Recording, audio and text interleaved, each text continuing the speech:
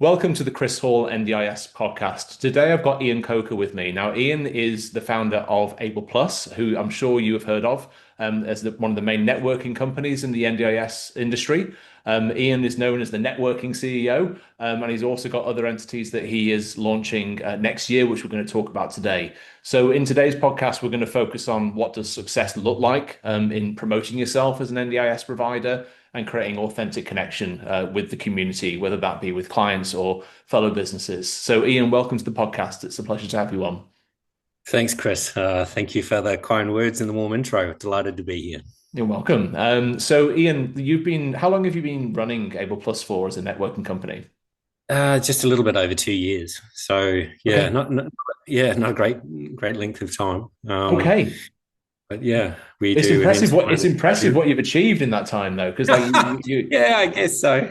We've got a great little team, mate, and we punch above our weight. And yeah, we're very proud of what we've achieved as well. So yeah, yeah, very blessed. absolutely. Absolutely. Now, how many hundreds or thousands of providers do you think you've met over the last 2 years? I don't know, but that's a great question. I could probably calculate it. I think we did 83 events this year. I think we've done 157 events, and there's probably on average 20 providers at every one, and then all the attendees that come. So, yeah, I'm actually at the stage where I can't remember all of the names, which is disappointing because I feel as though I'm letting people down. But the network is big, but it's it's a great community, and it's something that I think we've done well. We've got one of the strongest NDIS communities in Australia. The people that come to our events are remarkable. Yeah, absolutely. Now, I mean, before my business Steadway, I used to do sales and marketing coaching for providers across the industry. And, I'd always talk about promoting your business and being omni-channel, which means being in lots of different places in different ways, whether it be Yeah. social media, your website, live events, etc. I guess since you're obviously deep into the live event space, out of those Mm. hundreds of providers that you have now met in person, Mhm. what are the kinds of qualities and things that they're doing at those Mhm. events and after the events and all of that stuff? What things set people apart? What things really set certain providers as notable, and therefore more effective, more authentic, all of the above? Like, what makes people stand apart? Yeah, great question. I mean, we do get to see a lot of providers and a lot of them operating, and the thing is, the ones that are set apart are the ones that have an authentic backstory. The ones that don't necessarily list their services, they talk about a participant's journey from point A to point B and how their key points of difference with the conduit along that journey. And they are the ones that make an emotional imprint on you as an attendee or you as an event host, so that when you go away, and as a human being, you're really only going to be able to remember three or four of the interactions in that day. You want to be one of those three or four. So my coaching to everyone, and I hold the microphone up to a lot of attendees, is to make it simple for people. Everyone's looking to declutter their lives, their mind, and if you can leave one great impression, and the space is very emotional, I would try and explain how you've impacted someone's life rather than list your services. It's probably on the banner 1 meter over your shoulder. So yeah, it's always the people that create emotion. I love that. It reminds me of the TED talk from Simon Sinek, Start with Why. Yeah, And the whole he's point great. there is that it's amazing, because the idea is Yeah. we don't remember what you said, but how you made you feel, Mm-hmm. why you do something. It's literally speaking to the emotional part of the brain. It's almost like we can't always remember what someone said, but we can remember how they made us feel. Yeah. You've Yeah, got it. You've yeah. got it summed up beautifully, and the space is open to it. People in the sector are empathetic by nature, so they're almost predisposed to hearing that, and they get a lot of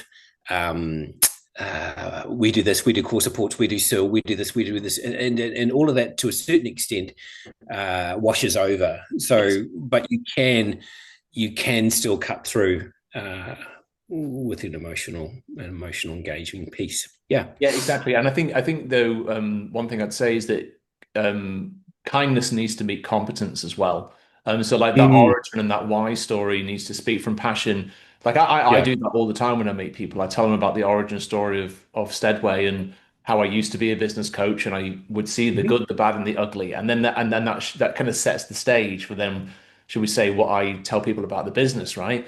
Yeah. And it describes some of the problems that exist in the industry, how we can bring certain solutions, and it's organic. And when you can often, sometimes I think that personal connection with disability can be relevant. It's not always the case for everyone, but if there's lived experience, I think that can really help people connect.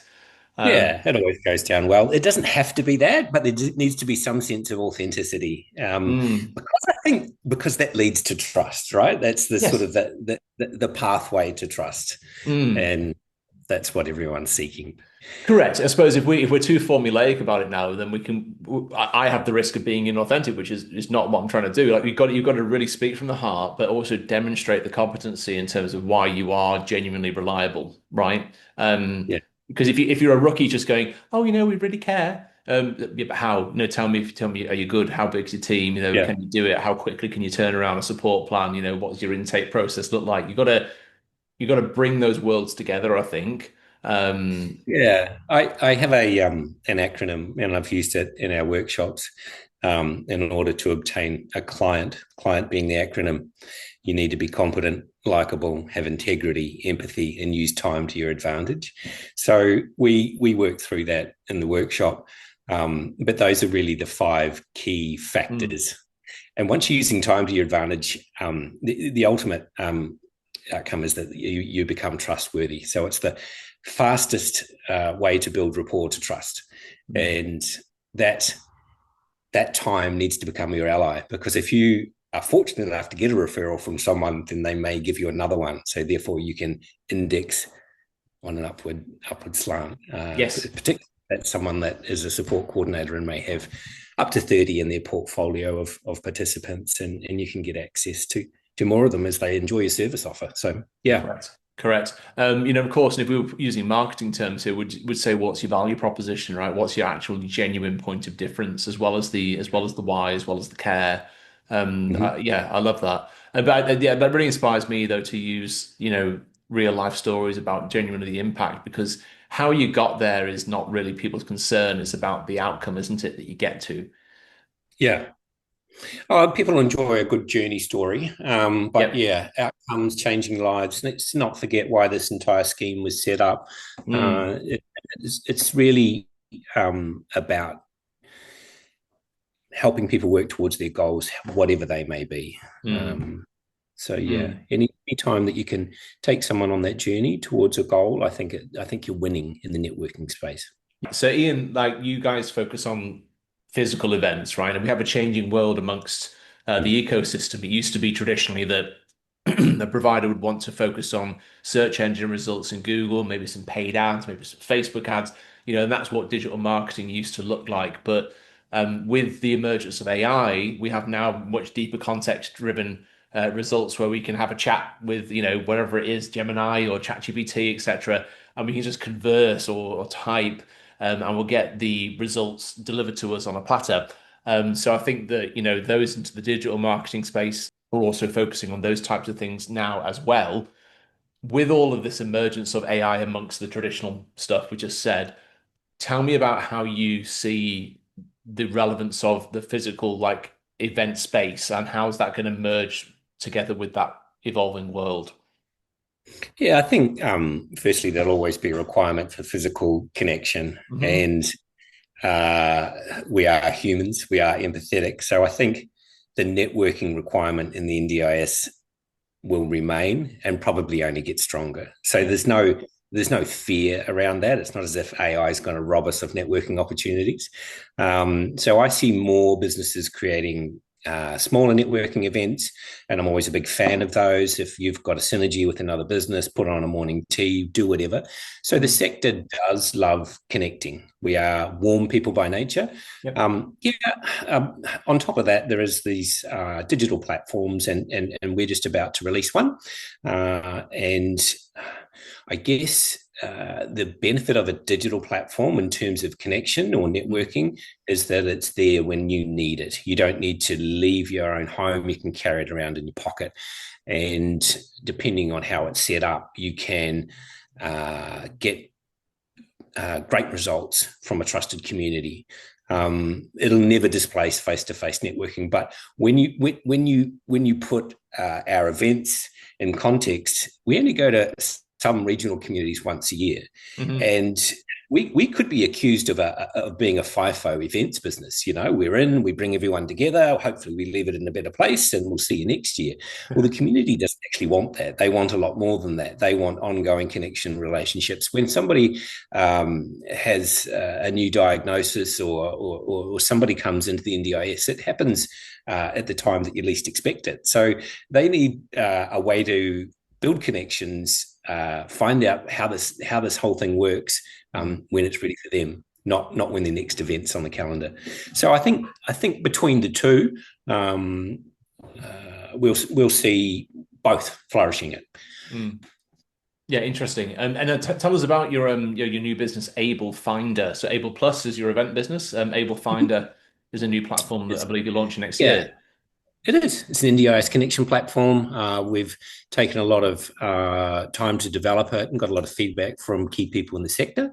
And it really starts with a simple request for support by a participant care or support coordinator.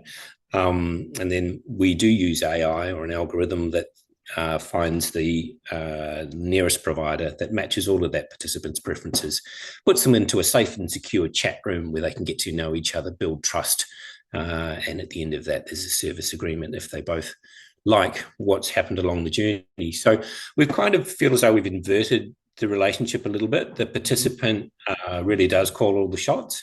They can maintain some anonymity. They certainly don't need to divulge any primary diagnosis, any NDIS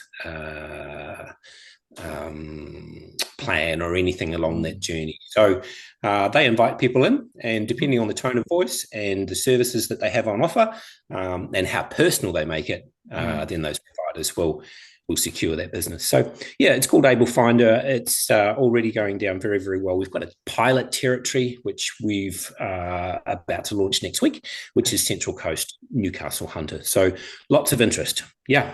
That's interesting. I'm based in Gosford, so maybe I should sign up to the pilot.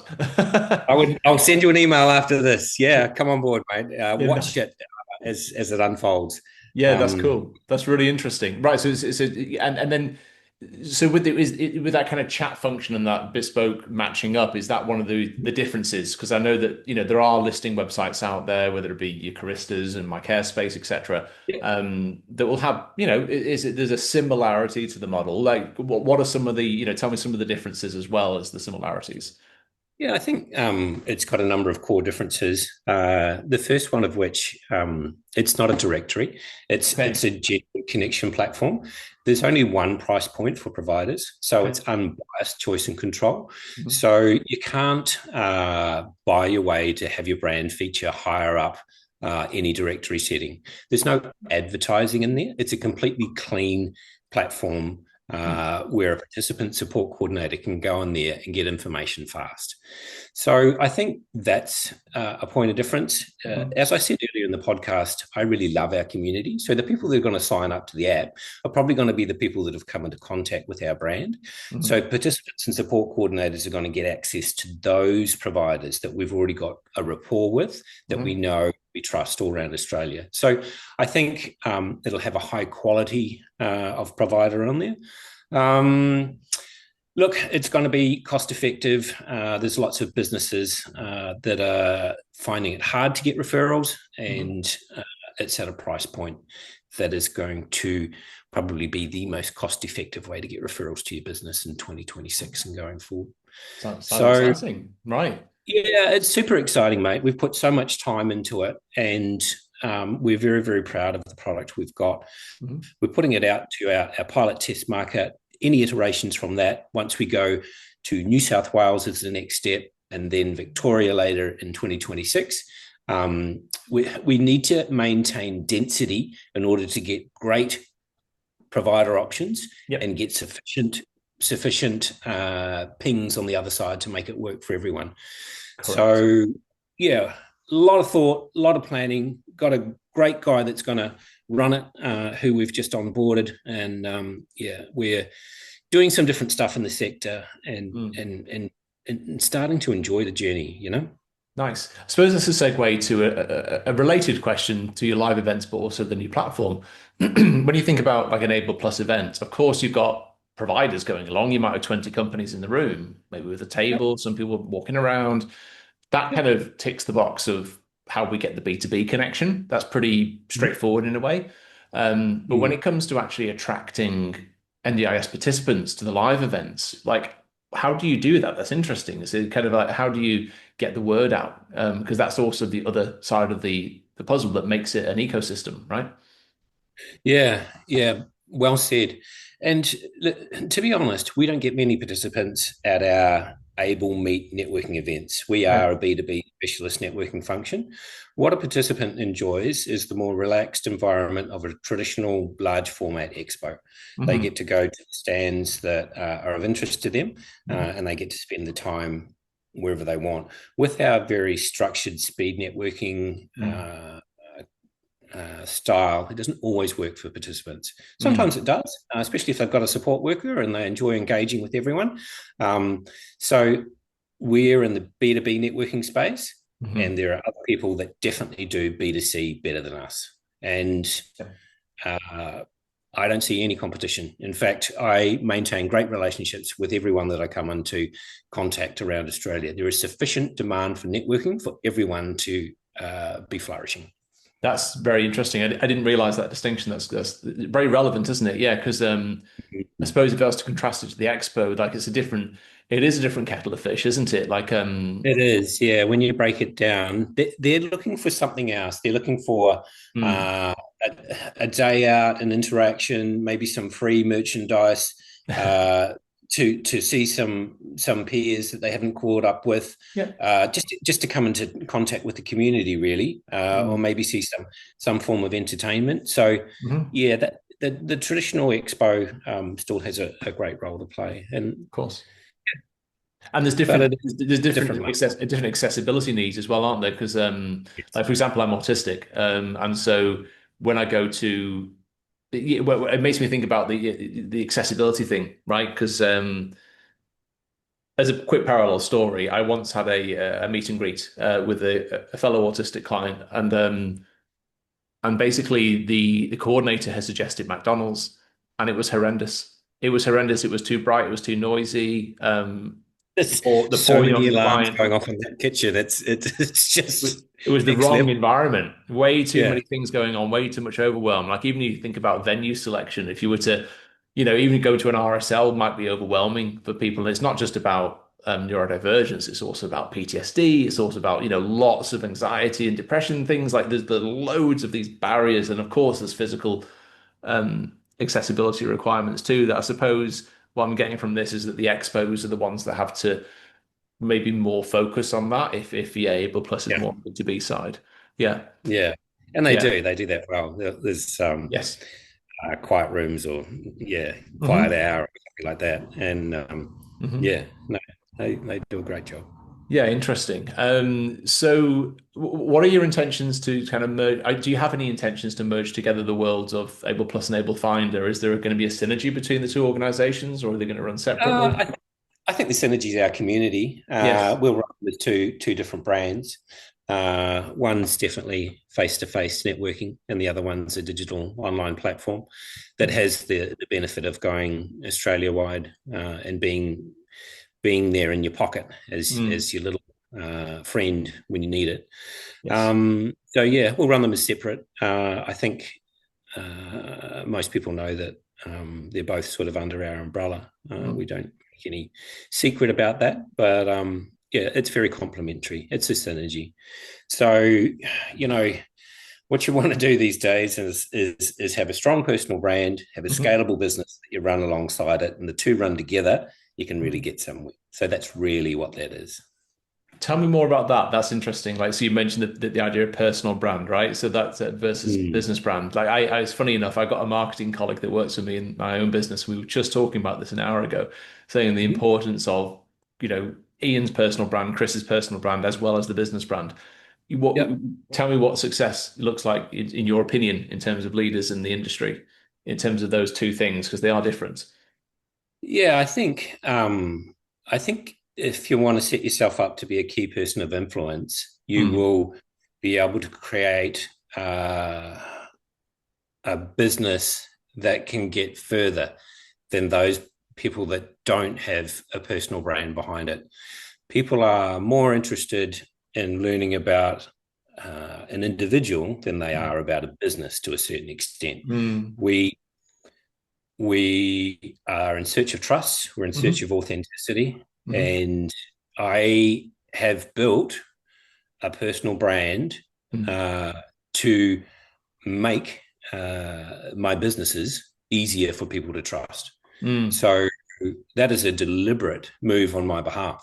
mhm, Um, and that's what's doing well globally. Build a strong personal brand, run something scalable alongside it, mhm, and people, like, you can create a content piece in your business, and then you've got mhm. to draw that out as a thread and add a little bit more personality to it in your personal brand. Now, your personal brand will probably index a lot better than your business brand. Um, the NDIS is very personable space, and I Mhm. always encourage people to keep building their personal brand. I couldn't So, agree more. And I suppose the parallel I'll draw is at the beginning of our conversation, we said you got to tell the story, right? You got to tell the why, you got to connect with emotion, show the real life outcomes, etc. Um, Whereas in contrast to that, there's the challenge of the industry, which is the sea of sameness, right? Like how many people are registered for core supports or SIL?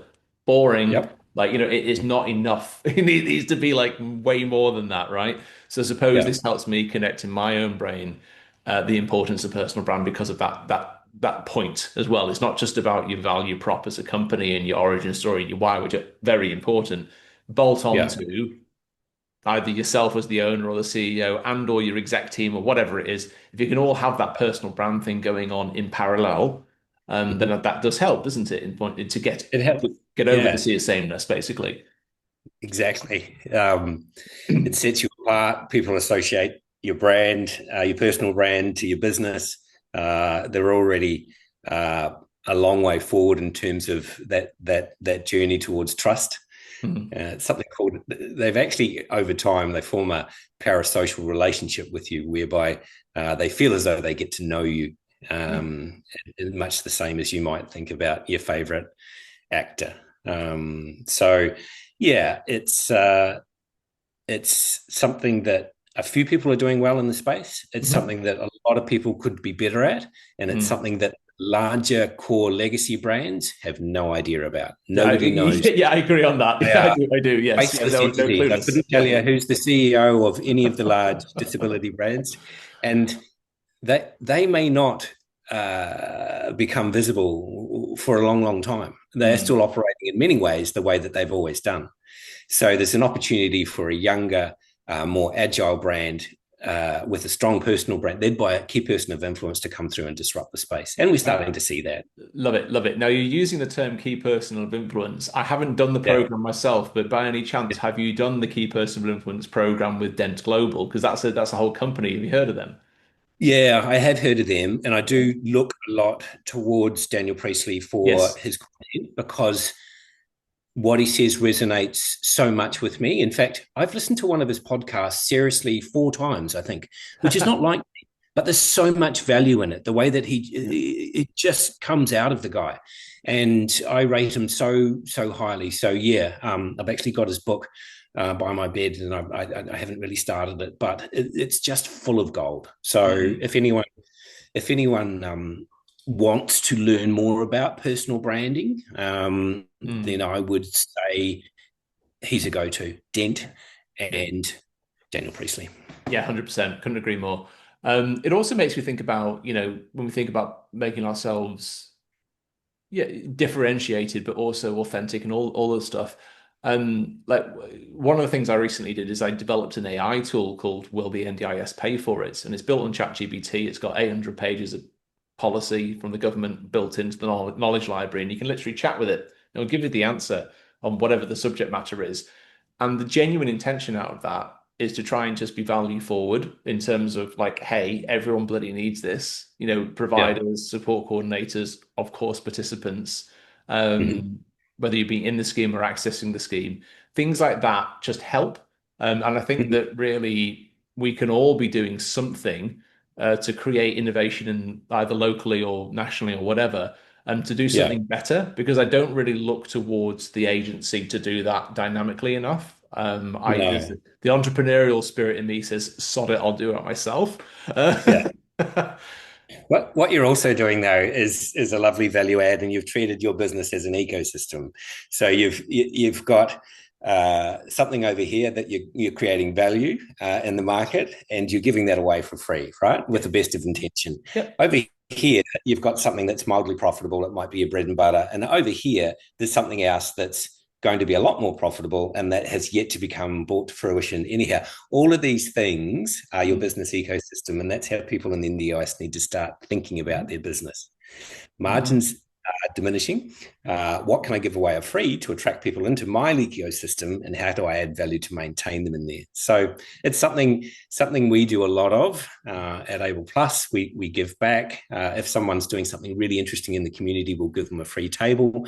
We are constantly doing our charity events and giving back to communities as much as we can. I'm going to do an online workshop next year free of charge. So we do our own little ecosystem to run the business model. And unlike everyone else in the NDIS, I've got wages to pay. I've got a team that look to me to make sure that things are running well. So it's not as if we operate in this vacuum where there's no wages to be paid, you know? Mm-hmm. So I think we need to be mindful of that and look at our businesses slightly differently. So, Mm. yeah.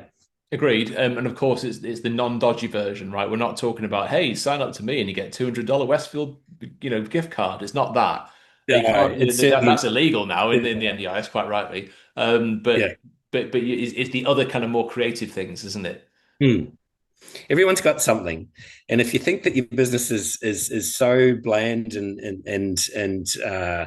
you can't define your points of difference, just double down on your team. All humans are unique. No one else has got your team, and I think if we just acknowledge that a lot more, that would be a great point of difference. And I'd like people to say that more on the microphone when I say, tell us about your points of difference, and they stumble and stutter.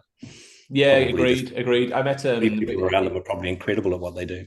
oh, absolutely, absolutely. Yeah. In my coaching days, I met a Iranian business owner in Western Sydney, and she speaks Farsi because she's from Iran, and Yeah. she made a wonderful impact in the community. She just literally went around speaking Farsi, and of course Yeah. connecting with people that needed help, and of Yeah. course they wanted to work with her. Like it was a Yeah. rare Yeah. gift to be Sure. able to speak to that Yeah. linguistically diverse market, basically. Yeah. I Um, love it. yeah, yeah. Interesting, interesting. Yeah, it makes me think. I mean, like, let's have a little brainstorm. Like, what other kinds of things can the average provider be doing, right? Because I know what I want to do, but it's a whole thing, isn't it? You gotta think more creatively. Yeah, Um, I think probably whenever you're looking for things to set you apart, it's always good to get your team involved and do an mm, open brainstorm session. And mm, you spoke about the impact of someone's language within a community and how that helped cut through and impact that community. mm, Your team will have some ideas now, whether it's a barbecue event mm, with some fantastic food of some cuisine style that not everyone would normally get access to. There's so much cultural diversity within the sector. mm, I think you just need to let those ideas come to the fore.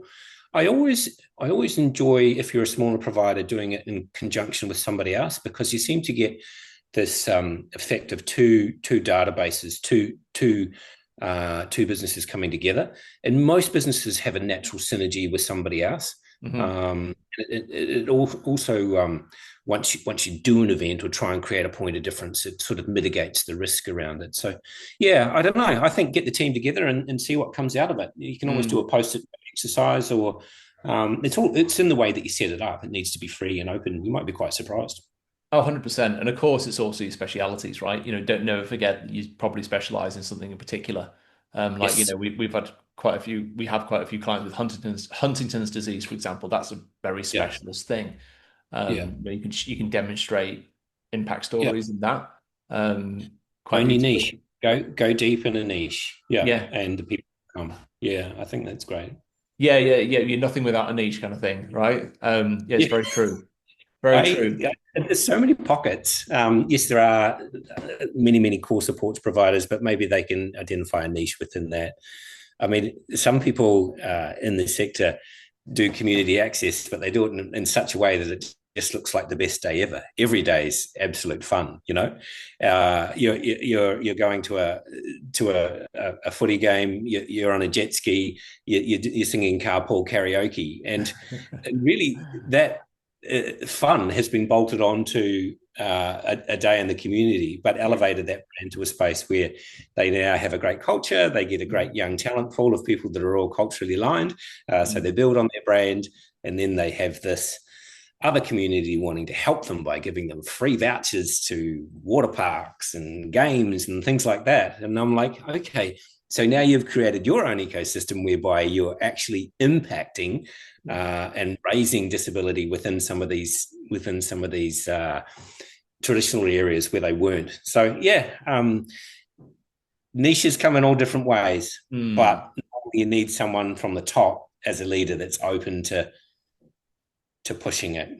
100%. I mean, that makes me think of another inspirational story of there was a young couple of entrepreneurs that I think they've now been bought out, but I can't remember the names right now, but Button Support Services was their company. And their niche was that they on purpose wanted to have their staff base were a lot of students, right? So they were Mm-hmm. students that obviously were young. They were usually in their early 20s. And then the clients that they worked with were primarily teenagers and young adults on purpose. Yeah, And so from a yeah, social media perspective, it was beautiful, right? Because yeah, it was fun, fresh, youthful, and then yeah, similar to the kind of the jet ski story, so to speak. You had people that you had a sense of community and sameness, and hey, you're like me, or we're the same age, we're at the same stage of life, going through the same things, and yeah. all of Love. that was a genuine client connection, but also a beautiful social media story where people can go, Yeah. I want to go to them because I'm 15 and Yes. I want an 18-year-old support worker because they're like Yes. me, that kind of thing, right? Exactly. Yeah. I can Mm, talk to them about what's going on in my world. Yeah, it can be very lonely and mm, isolating with a disability, and you feel invisible. So if you can get a support worker that you can relate to, it's just of so much value. mm. So yeah, I love that. It was a good brand. Yeah, I think. Yeah, exactly. So what obviously we're always through times of change in the industry, and one of the big proposals is the navigator role, right? So if we go from support coordinator to navigator, how do you see, are you anticipating how that might impact the format or the style of the live event space? Yeah, to a certain extent, I tried to do some research into it, and Mm, I, I did get anxious about it, wondering if it was going to change the dynamic, or it could be the opposite. It could actually make it a higher demand for networking. And yeah, in the end, I decided to do nothing, yeah, relax, and yeah, trust that whatever happens, we're small enough, agile enough to pivot, because I was burning too much anxious energy thinking about it. So we've just doubled down on what we do. We believe in what we do. We've got people that come to our events. So yeah, it's just another one of those things that comes up on the NDIS. If it's going to happen, it'll probably be years down the track, if it happens at all. It I take the concerns same me. attitude. Yeah, exactly. Yeah, Always you get kind of the scaremongering, and it's yeah, usually that it's either going to be they say it's 2 years, but it's actually 5 years, and then it fizzles out and it doesn't bloody happen yes, or that kind of yeah. thing, right? Because a great business is providing consultancy reports to the government, and you can charge a lot of money for it. You do a lot of research, you submit the report, but then after 5 years, you might do a slightly different research study and change the outcome, right? So they're sort of completely reliant on these research units to influence the direction. And yeah, I gave it a little bit of my time, and now I give it none of my Mm, time, mm. basically because I'm too busy with what we are doing.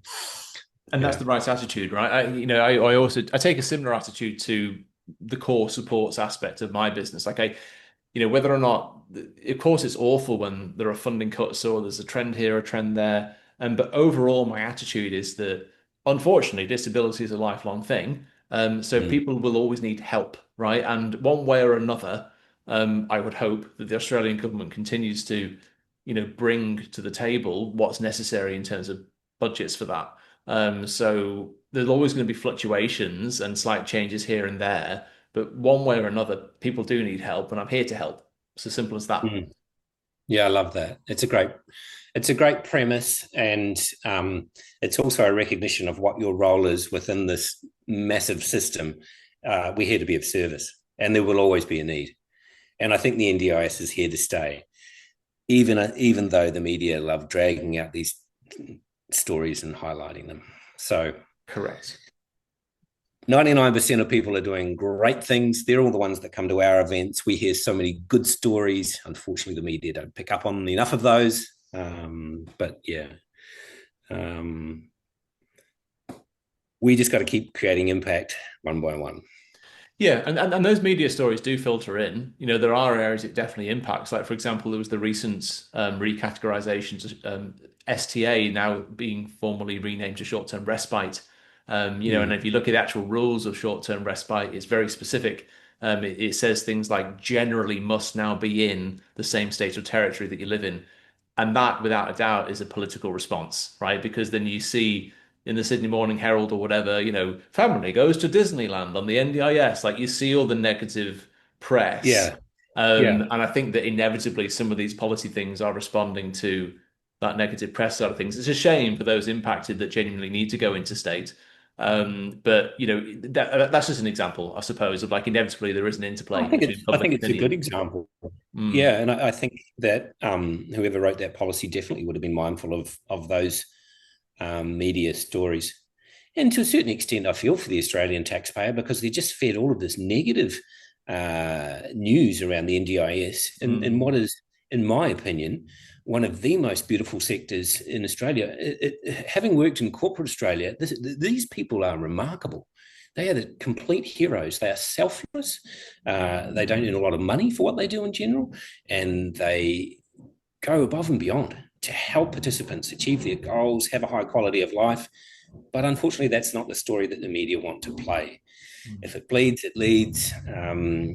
Anything that creates scare triggers a human response, and we want to Yep. watch it. So we'll be stuck in that loop for quite some time. Internally, the likes of you and I can help change the narrative by just putting good news stories forward, and Mm. that will slowly impact it. So, yeah, I would love to talk to the average Australian taxpayer and tell them that his NDIS funding is actually being incredibly well spent. And what you're seeing is the 0.5% of fraudulent activity that has been cramped down on across Australia. And I think you'd go to sleep happy. I think most Aussies want people to have a similar standard of living as they are blessed to have. Yeah. Mm. Anyhow, I'm beginning to rant. No, no, no, that's a good rant. I like a good rant. I think, I mean, you said that that might last for some time. I would go even a step further and say traditional media, if you're listening to radio or watching the TV, that will always be in the clickbait cycle, right? It's always going to Yeah. focus on negative and the disaster and the drama because it gets attention, it gets clicks, so to speak. Yeah. And I think that even podcasting and things like this is very important because it tells the humanistic side of the story. We are in the industry, so we know what we're actually bloody talking about. Yeah. And it's a lovely contrast. The Yes. podcasting has been something that traditional media hasn't been able to tame because it's a Yes. much more democratized form of media. So I think there's an Yeah. opportunity there, isn't there? I think there is too. And when you look at some of the numbers of someone like Joe Rogan, it's unbelievable the popularity of podcasting.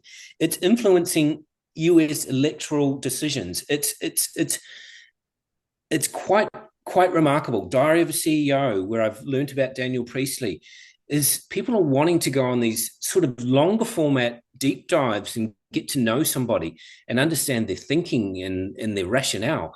And as humans, we are sort of looking for that connection. So it's actually a great value proposition that I've got out of this.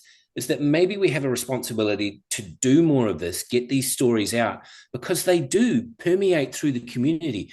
Somewhere after this, there's going to be a support coordinator driving in a regional area that's going to say, yeah, I've got 45 minutes. I'm going to listen to this podcast. And they're going to say, yeah, those guys were talking about a good thing. It really resonated with me to hear some good things being talked about, because I'm tired of feeling as though I'm working in a space that most people think is wasting funds, because all I do is try and save funds and help people.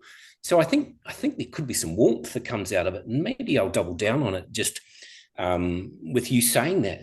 Yeah. Good. There we go. The rant activated. You're totally activated. I didn't expect that today, but thanks, mate. Thanks. Because I don't have enough on my plate. So yeah, okay. More podcasts. They're coming You've up. got a podcast already coming to a podcast studio near you soon, Ian Coker. Yeah, you got it, mate. I love it. I love it. What are some of the challenges that you're hearing at the events? Like, again, you meet so many providers. Like, tell me what are like the top three things that people are having, not even just beyond lead generation. Like, tell me the everyday challenges that business owners are facing. Yeah, look, the changes to travel costs affected the allied health sector, so diminishing returns is a common theme. Obviously, shortage of good support workers. BDM churn in the space is a big one. So, look, we see people representing different brands, and some of the KPIs aren't realistic. So there's pressure in the sector for what appears to be a loving, empathetic space. Trust me, there's a lot of people under a lot of pressure to onboard referrals, which seem to be getting scarcer. And those people that aren't able to hit those KPIs are churning through those BDM roles. So that's some of it. Why? Why are the referrals getting scarcer? I want to tap into this because you're the exactly right man to ask. And also, in contrast, I saw an interesting post on LinkedIn where someone was claiming that the BDM role is dead. It was Michael Clark, the marketing guy, great bloke, he's being somewhat playful with it, but it's to create the conversation, like is it relevant to have a BDM, and all that kind of stuff. Yeah. But I certainly think it comes at a cost, and I saw the same post, and he'd put some numbers of revenue against what that cost is to a business. So yeah, it is. You need to know what you're doing once you bolt that BDM onto your business, and you need to have that revenue heading in the right direction. So yeah, I get it. We're all in business, and that's another thing we don't talk about enough. We're here to not only help people, but it's okay to make a profit along the journey. The two things aren't mutually exclusive. 100%. You can make money and help people. Yep. If you don't make any money, you will not be helping people for long.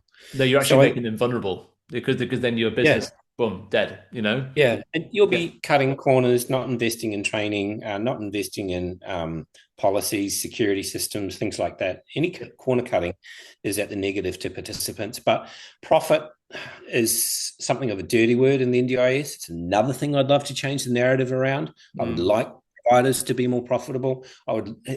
So long as they're doing the right thing, so long as they're looking after their employees and their participants. Yeah, look, back to your question, why are referrals getting harder? Look, I don't know. I think there is less support coordinators. So I think referrals are coming from different places. Okay. I think the networking scene is becoming this sort of B2B mesh, if you like, whereby you need to develop strong referral pathways based on personal brand, trust, great service offer, competency, integrity, and double down on that, double down on your community. But in general, some businesses are doing particularly well. Even the plan management thing, everyone thought that they were gone. there's lots of plan managers that are doing particularly well at the moment, and I would say there's a transfer out of larger providers into smaller family businesses that are probably more customer service focused. So some referrals are getting tighter, others there's a transition within sector. Regardless, if you want to grow your business, you still got a network. You do. No, you do. And again, I think it comes down to the origins of a conversation was it has all of the good stuff has to meet competency, right? So if the founding team hasn't figured out how you're different, how to actually convey that message and have a clean brand that looks good. Like again, Yeah. I don't mean to offend people, but like I've looked at a lot of provider websites and it's shocking the average. And I don't, gosh, maybe I'm being a bit too autistic here. I'm being very direct without a social filter. But there's a lot of crap websites out there. And if you think about, you've got to think about user experience. Like, even is there a consistent application of your color scheme throughout the thing? Does your website load quickly? Like, there's things that really matter that make a horrible impact on the average user experience when you go to a website. So, things like that, like that even me is that's like preschool, right? Never mind primary and high school and the university degree of what we should be aspiring to in business. But I just see the 80%. And I'm sorry, I hope this is a wake-up call for anyone that has a bit of a crap website. Like, get the basics right. Get your logo right. Get all that stuff there because there's you need to lift things up a bit. Yeah, look, Chris, I think you're absolutely right. But one of the things is a lot of the people that come into the sector and they're a smaller provider have come from a background which is not enterprising in the slightest. They have been a nurse for 20 years. Yep. Now, they could well be institutionalized without knowing it. If you want to turn up to a hospital for 20 years, you will clock in, you'll do pretty much the same thing every day, right? And then you start a business and nothing feels comfortable. You never trained for this in school.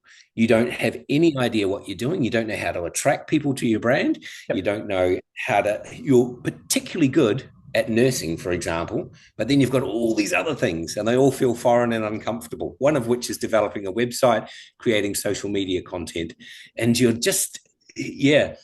reeling trying to come to terms with it because it seems so foreign. So sector full of amazing people, not necessarily a sector full of amazing business people. I agree. And again, I'm not intending to offend, but I saw that trend in 5 years of business coaching time and time again. It was the well-hearted, very competent allied health person going into it for the right reasons. However, first business. It's the first business thing. That's what I'd say 80% is at the startup side of things. So look, I guess you don't have to be great at everything, but I still encourage people to try and get some of those basics right and then go along to your networking events and do the real world stuff as well. Because you don't, like, for example, even the social media, like, I'm 2 years into my business at Steadway, and only now we're really starting to catch up on that and start to do regular posts. Sometimes it's true that you can't be everything. So I suppose I should also throw in a bit of self-compassion there, and for the business owners out there, know that you can't do everything at once, right? You can't be like, I've been there. I set up my business, and I was the first one on shift. I was the support worker that took the first client on, and eventually got the support workers in, and that's okay. But you can't do all of that at the same time as everything else. But having been a business owner of 15 years now, I know that my real boot camp of business was my first 5 years of my first business, which had nothing to do with the NDIS. It was just learning what ASIC was and my director responsibilities and tax obligations and all of the pit of fire that you're burning until you figure it out. That's like an apprenticeship, right? You did 5 years in an apprenticeship role, and then you did your own thing with all of the benefits of all the knowledge from what you learned over there. If you're coming in as an allied health operator, a nurse, and you're jumping into business, it's all going to feel foreign because you haven't gone through an apprenticeship. So at least you and I have started these businesses with some form of learning. Yes, an intention. And also, let me give one other quick tip for the business owners out there. Put your service area on the website. I do not see that enough. There's not enough, you should land on the page and go, we serve, you say Sydney, but is it Sydney or is it Western Sydney? Like, be really specific about the areas that you serve. I couldn't agree more. To leave it generic and hope that you pick up a client out of region and it's going to organically expand your business is an example of bad thinking. Please tell me where you are and what you do well. If you want to Yes. move beyond that, then go and make a big noise about it and open up a new territory.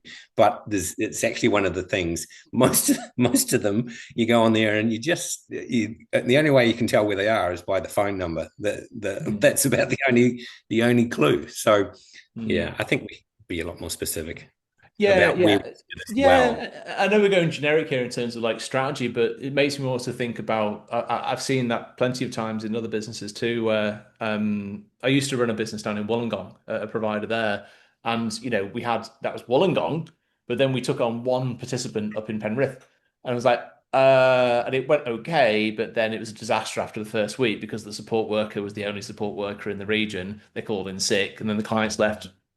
You know, Mm, left in the lurch.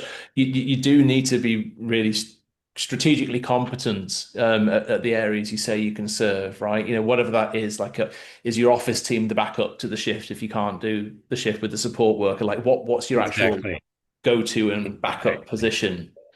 Yeah, Um, I mm. love that. That's what's called integrity in business. Have you got it sorted when nobody's watching? Who comes in if somebody on shift Yeah. gets? Yeah, absolutely. Like I'd talk about hubs. I'm sure because I know that you go do lots of like, you and I met 2 years ago in Gosford.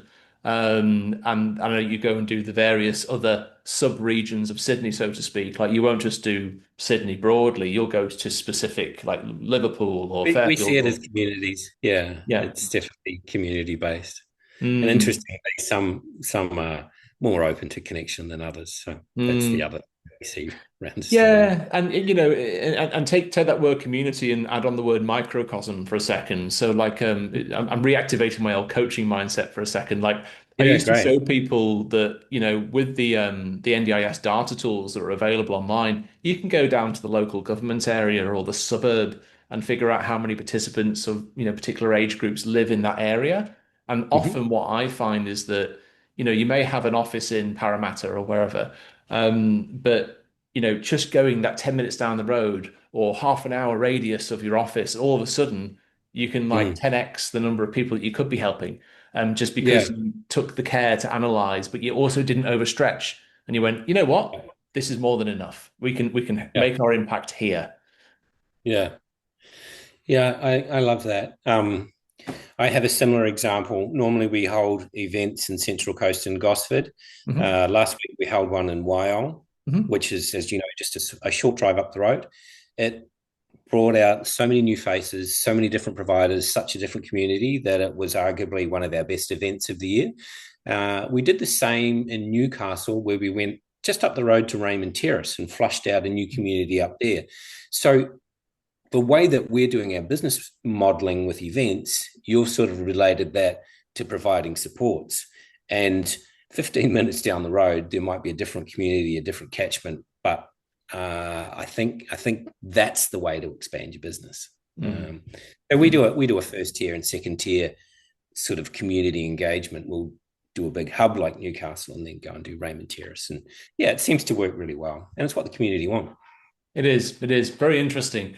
Well, listen, Ian, we should probably wrap it up. It's been a very, very fascinating conversation. So if It's people been want to great. find out, yeah, no, thoroughly love it. Go deep down the rabbit hole, and we've ignited a few fires. Yeah. You definitely did in me. Thank you. Yeah. So if people want to find out about Able Plus or Able Finder, where can they go to? Have a look at our website, ableplus.net.au or ablefinder.net.au. Ablefinder is a brand new app. It is launching 1st of February 2026 in New South Wales. And Ah, it's going to change the game. Very, nice. very I proud. didn't realize that bit. So it's an app focus, is it? Right. So this is mobile first. That's cool. Nice. That's that Part of the that is a reason, big point of difference. Yeah. yeah, it is because it has that seamless function into a chat room. It's like WhatsApp. It's safe, it's secure, and you can ping, ping, ping. If you're a BDM, then you get to carry around your referrals in your pocket. And yeah, I think it'll be really well received. Nice. Yeah, all the best of luck with that, and I look forward to seeing you at the next events. So yeah, thank you very much for your time today. It's been a pleasure having you Chris, on. I've loved it. Thank you. Thanks for firing me up as well. And really enjoyed talking to you. Good on you, Ian. All right. Thanks, everyone. It's Chris Hall, the Chris Hall NDIS podcast. Like, subscribe, share, all the fun stuff. Have a lovely day, and I'll catch you soon. Take care, everyone. Cheers.